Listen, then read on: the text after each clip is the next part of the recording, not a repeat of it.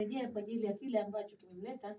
Tunafahamu Tanzania kwa mujibu wa katiba yetu, kila baada ya miaka mitano tunakuwa na chaguzi mbalimbali za kuchagua viongozi wetu wanaotuongoza, na uzuri kwamba mwaka huu ni mwaka wa uchaguzi. Tayari kampeni zinaendelea huko, na tarehe 29 manake ni wiki ijayo, siku 8 zimesalia, watu watakwenda kupiga kura. Lakini je, unafahamu vitu mbalimbali vya kuzingatia wakati huu wa kampeni, namna ya kujiandaa siku yenyewe ya uchaguzi? Ufanyaje? Unatakiwa uvalie kitu gani? Uende na nini? Wanapigaje kura?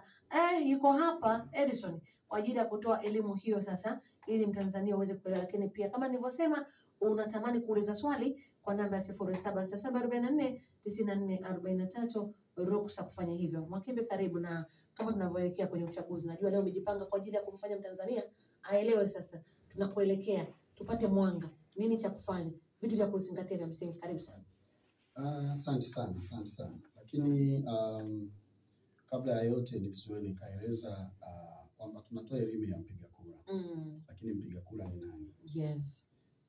Mpiga kura ni mtu yeyote ambaye ana sifa za kupiga kura ya uchaguzi mkuu wa mwaka 2025 wa rais, lakini pia wabunge na madiwani. Kwa hiyo ndio sifa, ndio maana halisi ya mpiga kura, kwamba ni mtu ambaye yote ana sifa za kupiga kura ya rais, wabunge na madiwani, lakini pia ni mtu ambaye amejiandikisha katika daftari la kudumu la wapiga kura. Kwa hiyo ndio tafsiri ya mpiga kura kusoma kifungu cha 3 cha sheria ya uchaguzi wa rais, wabunge na madiwani ya mwaka 2024. Kwa hiyo ukiangalia vizuri hapo, sambamba na hilo, lakini pia ukiangalia katiba ya Jamhuri ya Muungano wa Tanzania ibara ile ya 5 inaeleza sifa za mpiga kura na mtu anayestahili kupiga kura ni nani, ambazo pale utakuja kuona sifa za mpiga kura. Kwanza lazima uwe ni Mtanzania, lakini pia kuna kipengele kingine nasema mbali na kwamba ni Mtanzania, lakini pia lazima ufuate masharti ya sheria ambayo imetungwa na bunge kwa ajili ya uchaguzi huu ambao ni uchaguzi wa mwaka 2025, ambao sheria hii sasa kusoma kifungu cha 3 ndio kinaeleza sasa mpiga kura ni mtu wa aina gani. Kwa hiyo kiufupi tu ni kwamba mpiga kura ni mtu ambaye amejiandikisha katika daftari la kudumu la wapiga kura na ambaye ana sifa zote.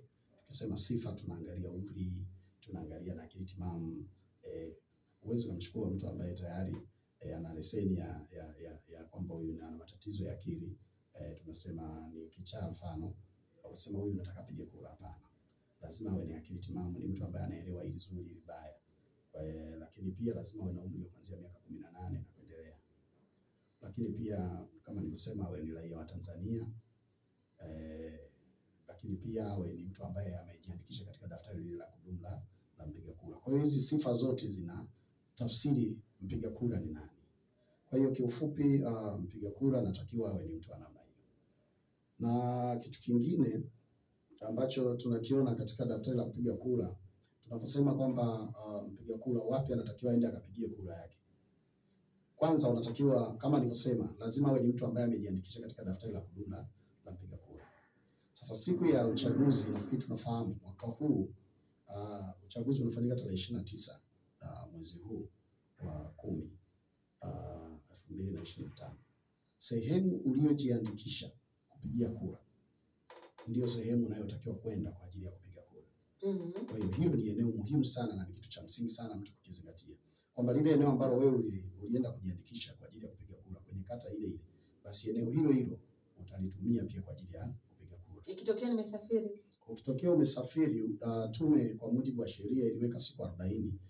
Kwa mujibu wa sheria imeweka siku 40 kwamba unaweza kaomba kupitia tume kwamba nahitaji kwenda kupiga kura ya rais tu. Maana sasa kama ulijiandikisha, taarifa zako ziko kwenye kituo X, alafu ukaenda kituo Y, maana zile taarifa zako zitakosekana.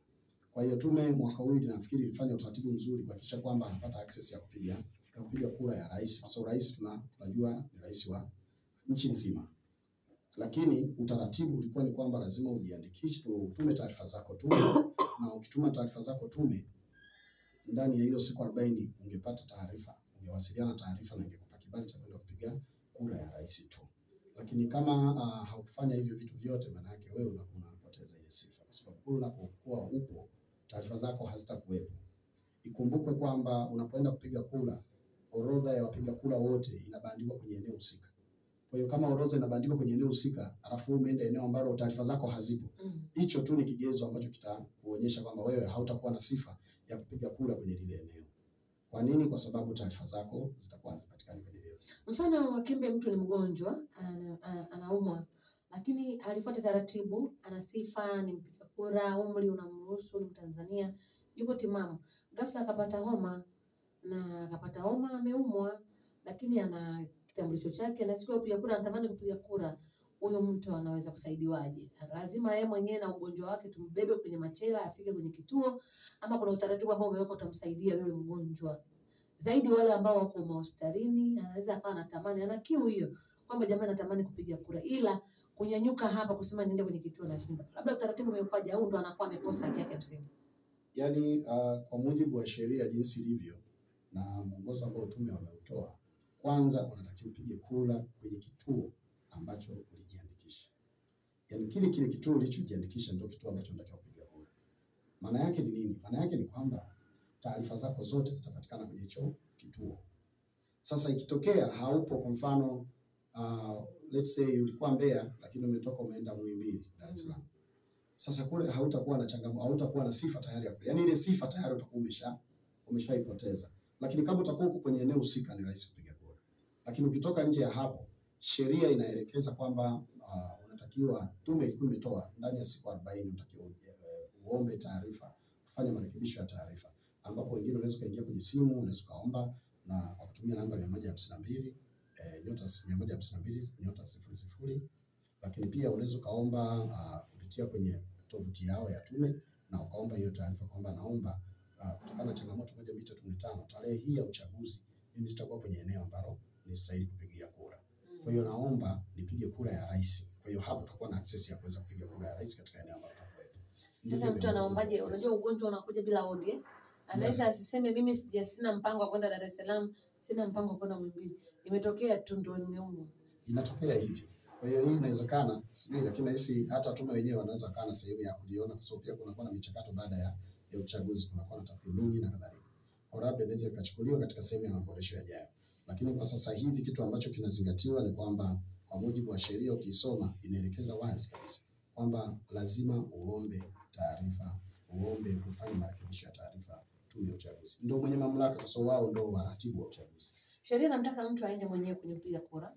Lakini kuna wenzetu ambao wana ulemavu, wale kwa mfano mtu ambaye hawezi kusoma na kuandika na anatakiwa aende akapiga kura mwenyewe, hajui. Huyu anaruhusiwa kwenda na mtu mwingine wa kumsaidia kusema apige kura, ampigie nani, ama na yeye amewekewa mazingira gani? Kwa mujibu wa miongozo ambayo imetolewa na tume, kuna makundi maalum ambayo yamepewa kipaumbele. Kwa mfano makundi ambayo yamepewa kipaumbele ni pamoja na kundi la wanawake wajawazito ambao wakifika kituo cha kupiga kura wao wanapewa kipaumbele zaidi.